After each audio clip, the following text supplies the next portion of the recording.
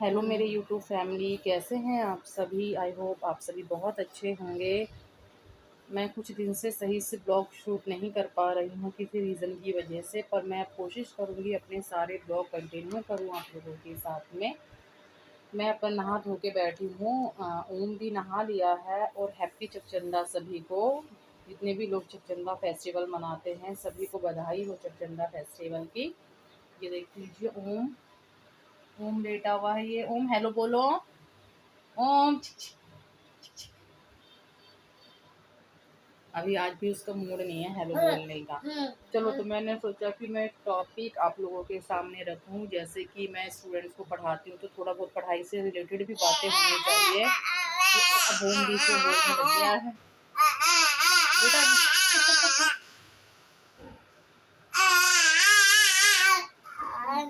बदमाशी स्टार्ट कर दी है इसने बीच में।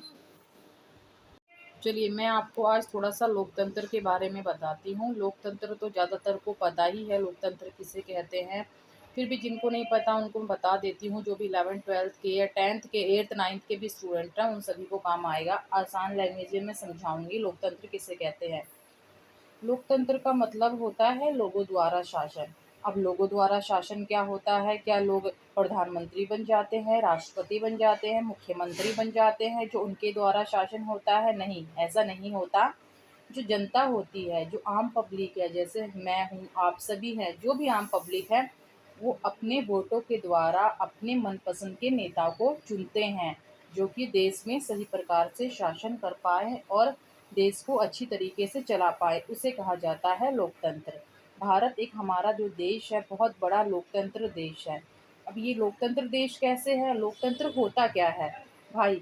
अगर मुझे मान लो कि मुझे कोई भी चीज़ है जो गवर्नमेंट की पसंद नहीं आई तो मैं वो बात रख सकती हूँ सरकार के समक्ष कि उनका कोई गलत कानून है। जो अब मान लीजिए जैसे गवर्नमेंट ने अभी बिना डिवोर्स के दूसरी शादी कर सकते हैं या वो लीगल रिलेशनशिप में रह सकते हैं, ऐसी कोई बात जो अभी पास हुई है।